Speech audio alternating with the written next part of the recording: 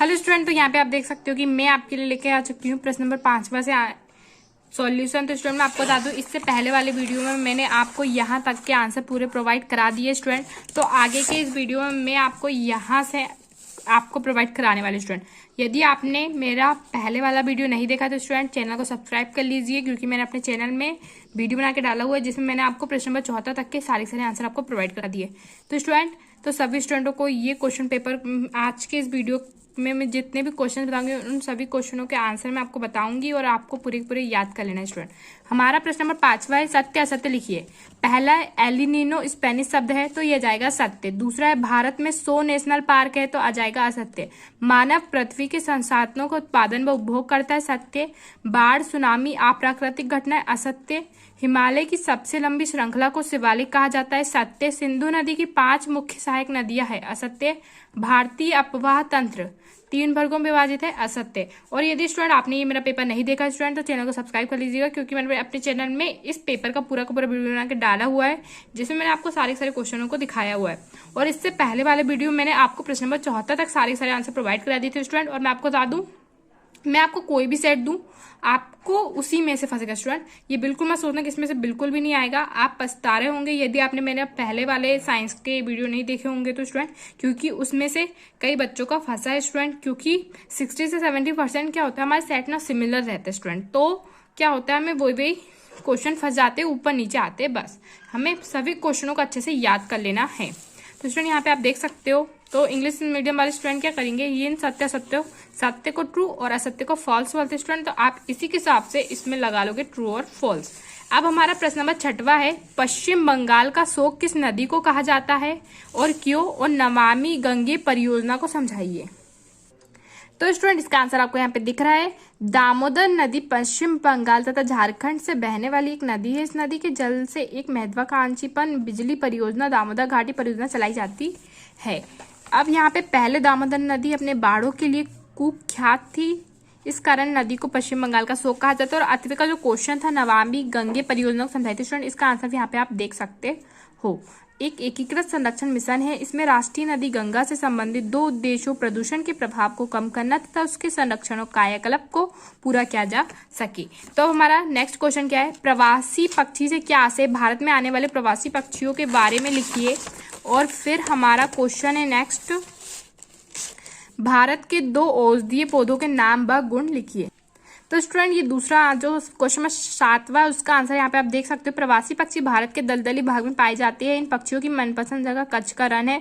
जिस स्थान पर मरुभूमि, रेतीला व जल रहित प्रदेश समुद्र से मिलती है, वहाँ लाल सुंदर कलगी पौधे फ्लेमिंगो हजारों की संख्या में आते हैं और खारे कीचड़ के ढेर बनाकर उनमें घोंसले बनाती है और बच्चों को पालती है। और भारत के 2 औषधीय पौधों के नाम बगुण, तो यहाँ पे आप देख सकते हो, पहला है सर्पगंधा, दूसरा है जामुन। तो ये आपको पूरे के पूरे यहाँ से अंत तक आंसर लिख लेना है।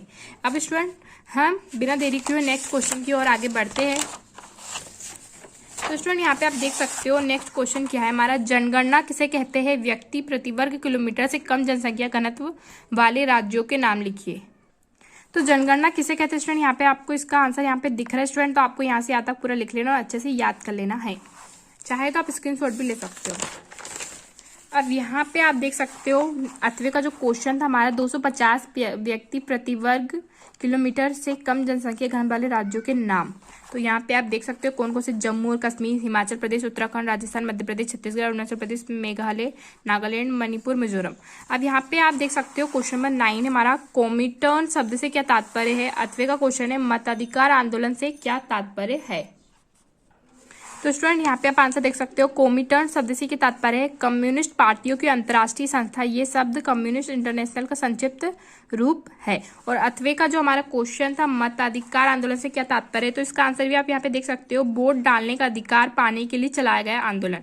अब हमारा जो 10वां है, निरंकुश राजाशाही शब्द का रूस के संदर्भ में क्या तात्पर्य था, कुलक शब्द का परिभाषित कीजिए। तो यहाँ पे आप इसका आंसर देख सकते हो स्टूडेंट, आपको यहाँ पे यहाँ तक लिख लेना है। और उसके 8वें का जो क्वेश्चन था स्टूडेंट, उसका क्वेश्चन भी दिखा देती हूँ मैं आपको, निरंकुश राजाशाही शब्द का रूस के संदर्भ में क्या तात्पर्य है। तो रूस एक निरंकुश राजाशाही था, अन्य यूरोपीय शासकों के विपरीत 20वीं सदी की शुरुआत में भी जार राष्ट्रीय संसद के अधीन नहीं था। अब यहाँ पे आप देख सकते हो स्टूडेंट, क्वेश्चन में 11 है हमारा, स्लीपर क्या होते हैं अथवा युद्ध से जंगल क्यों प्रभावित होते हैं।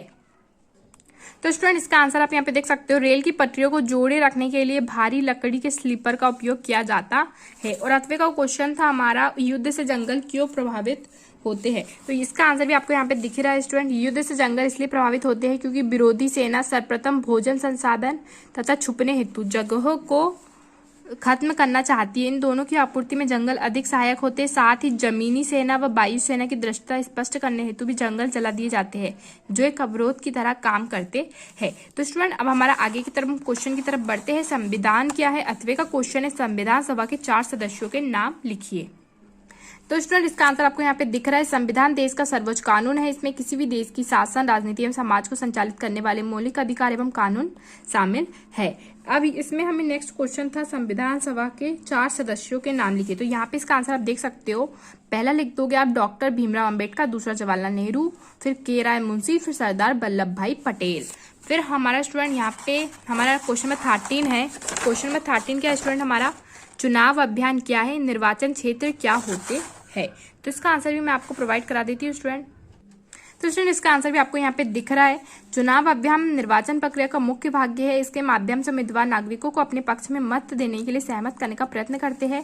और निर्वाचन क्षेत्र क्या होते हैं स्टूडेंट, तो इसका आंसर भी आप यहाँ से यहाँ तक देख सकते हो और आपको पूरा का पूरा लिख देना और सेम इसी को लिख के आना है आंसर। अब यहाँ पे स्टूडेंट आपने क्वेश्चन नंबर 13 तक कर लिया। अब हमारा नेक्स्ट क्वेश्चन क्या होता है स्टूडेंट, हमारा नेक्स्ट क्वेश्चन है 14, सांसद के कौन कौन से सदन है, भारत के 7 प्रधानमंत्रियों के नाम लिखिए। तो स्टूडेंट इसका आंसर आपको दिख रहा है, भारतीय संसद में राष्ट्रपति तथा 2 सदन होते हैं, लोकसभा लोगों का सदन, राज्यसभा राज्यों की परिषद। अब भारत के 7 प्रधानमंत्रियों के नाम, तो नरेंद्र मोदी, जवाहरलाल नेहरू, लाल बहादुर शास्त्री, इंदिरा गांधी और अटल बिहारी वाजपेयी, HD देवगौड़ा, मनमोहन सिंह। अब यहाँ पे स्टूडेंट हमारा नेक्स्ट क्वेश्चन आप यहाँ पे देख सकते हो, अर्थव्यवस्था क्या है, भारत में बेरोजगारी के कारण लिखिए। तो स्टूडेंट इसका आंसर आप यहाँ पे देख सकते हो, अर्थव्यवस्था के क्षेत्र है जहाँ आर्थिक वस्तुओं एवं सेवाओं के माध्यम से आर्थिक गतिविधियों का निष्पादन किया जाता है। जब हम किसी देश को उसके समस्त आर्थिक क्रियाओं के संदर्भ में परिभाषित करते हैं तो उसे अर्थव्यवस्था कहते हैं। भारत में बेरोजगारी के क्या कारण स्टूडेंट, तो यहाँ पे आप देख सकते हो, आपको 2 नंबर का आया इसलिए आपको 2 कारण तो लिख ही देना है। यदि आप पूरे नंबर चाहते हो तो 3 कारण लिख के आ जाना।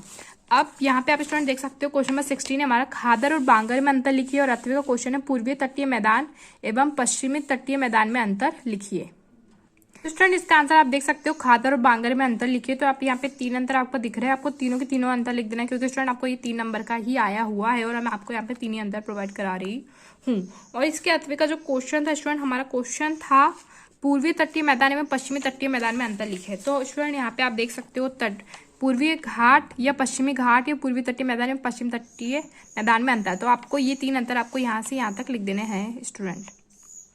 यहाँ पे आप देख सकते हो स्टूडेंट, ये दक्कन के पठार की पूर्वी सीमा के घाट है, ये दक्कन के पश्चिमी पर स्थित घाट है, ये भंग पर्वतमाला है, पश्चिमी घाट के अभंग पर्वतमाला, ये नदियों को काट कर आने जाने का रास्ता प्रदान करते हैं, ये खड़े ढाल वाले पर्वत है। तो स्टूडेंट अब हमारे नेक्स्ट क्वेश्चन की ओर हम आगे बढ़ते हैं। हमारा नेक्स्ट क्वेश्चन है, काल बैसाखी से क्या तात्पर्य है, ये स्थिति क्यों निर्मित होती है, भारतीय मानसून को प्रभावित करने वाले कारकों को समझाइए। तो स्टूडेंट इसका आंसर आप यहाँ पे देख सकते हो, उत्तरी भारत में कई महीनों के दौरान सामान्यतः धूल भरी आंधियां आती है। ये आंधियां अस्थायी रूप से आराम पहुंचाती है क्योंकि ये तापमान को कम कर देती है तथा अपने साथ ठंडे समीर एवं हल्की वर्षा लाती है।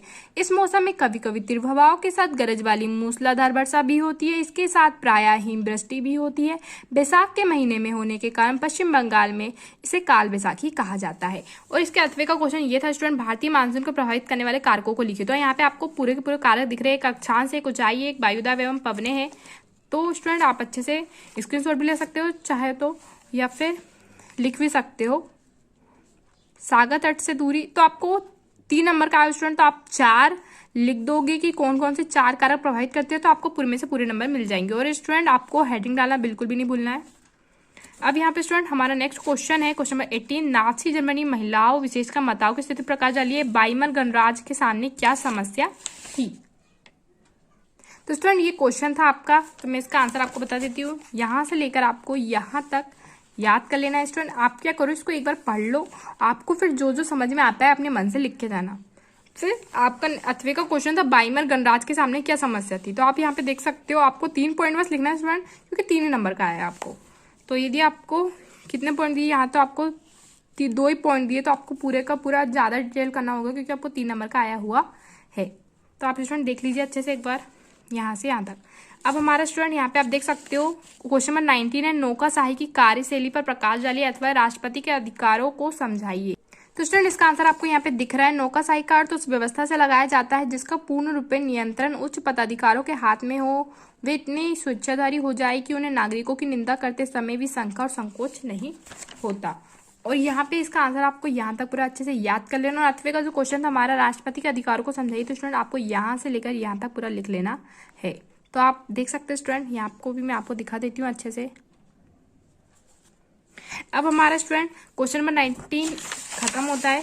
अब हमारे इसके आगे के क्या क्वेश्चन है स्टूडेंट, क्वेश्चन नंबर 20वां है, हमें निम्नलिखित को मानचित्र में दर्शाइए। बंगाल की खाड़ी, कन्याकुमारी, नर्मदा नदी, अरावली पर्वत, काजीरंगा राष्ट्रीय उद्यान। और 8वें का भी है कर्क रेखा, छोटा नागपुर का पठार, कानाकेसरी राष्ट्रीय उद्यान, चिल्का झील, गंगा नदी। तो ये सारे के सारे मैं आपको बता देती हूँ। तो स्टूडेंट इसका आंसर आप देख सकते हो कि यहाँ पे स्टूडेंट आपको पहला क्या दिया है, बंगाल की खाड़ी।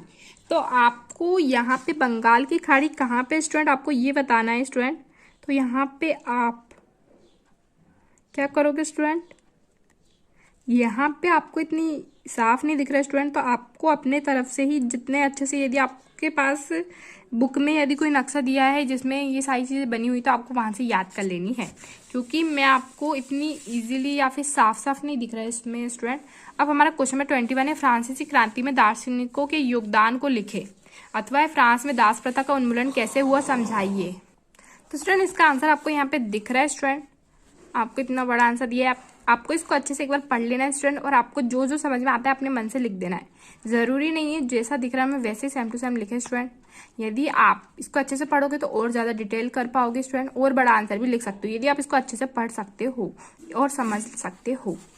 अब स्टूडेंट इसके जो 8वें का क्वेश्चन था स्टूडेंट, तो उसका 8वें का आंसर भी आप यहाँ पे देख सकते हो। तो आपको यहाँ तक पूरा लिख लेना है। तो स्टूडेंट आपको इसको अच्छे से पढ़ लीजिए, जो आपको समझ में आता है आप पेपर में वैसे लिख के आ जाइएगा। पहले इसको अच्छे से समझ लीजिए क्योंकि रट्टा मार इतनी जल्दी नहीं हो पाएगा स्टूडेंट आपको, तो आपको पहले इसको अच्छे से समझना है, फिर आपको आंसर लिख के आना है। अब स्टूडेंट हमारा क्वेश्चन नंबर 22 है, प्रतिनिधि लोकतंत्र से आप क्या समझते हो, लोकतांत्रिक शासन व गैर लोकतांत्रिक शासन में अंतर स्पष्ट करें। तो स्टूडेंट इसको यहाँ पे आपको इसका आंसर दिख रहा है, वे लोकतंत्र जिसमें नागरिक अपने शासक या प्रतिनिधि का चुनाव करते हैं प्रतिनिधिक लोकतंत्र कहलाता है। यह आवश्यक है क्योंकि, तो यहाँ पे आपको 2 पॉइंट लिख देना है स्टूडेंट। फिर यहाँ पे आपको लोकतांत्रिक शासन व गैर लोकतांत्रिक शासन में अंतर स्पष्ट करना है, तो यहाँ पे आपको यहाँ तक लिख देना है स्टूडेंट। या फिर आप अपने हिसाब से इसको पढ़ के पॉइंट वाइज भी लिख सकते हो, एक तरफ कॉलम बना के। तो यहाँ पे आंसर आपने देख लिया स्टूडेंट। अब यहाँ पे स्टूडेंट हमारा लास्ट क्वेश्चन बचा है 23, राष्ट्रीय ग्रामीण रोजगार गारंटी अधिनियम क्या है, निर्धनता दूर करने के कौन कौन उपाय है, यानी कौन कौन से उपाय है। तो स्टूडेंट इसका आंसर यहाँ पे आपको दिख रहा है, राष्ट्रीय ग्रामीण रोजगार गारंटी अधिनियम को सितंबर 2005 में जारी किया गया, जिसकी निम्नलिखित विशेषता है। तो स्टूडेंट 200 जिलों में हर वर्ष अधिकतर घरों को 100 दिन के रोजगार का आश्वासन प्रदान करना। बाद में ये योजना 600 जिलों में लागू कर दी गई। 1/3 आरक्षित कार्य महिलाओं के लिए होंगे। केंद्रीय सरकार राष्ट्रीय रोजगार आश्वासन कोष का निर्माण करेगी। यदि कोई भी कार्य 50 दिन के अंदर प्रदान नहीं किया जाता तो हर रोज रोजगार भत्ता दिया जाएगा। अब यहाँ पे स्टूडेंट आपको निर्धनता दूर करने के कौन कौन से उपाय है, तो यहाँ पे आपको स्टूडेंट कितने नंबर का दिया है, 4 नंबर। तो आपको 5 को 5 पॉइंट लिख के जाना है स्टूडेंट, और इसको चाहे तो आप डिटेल भी कर सकते हो अपने हिसाब से, तो आपको पूरे में से पूरे नंबर मिलेंगे student. Thank you for watching.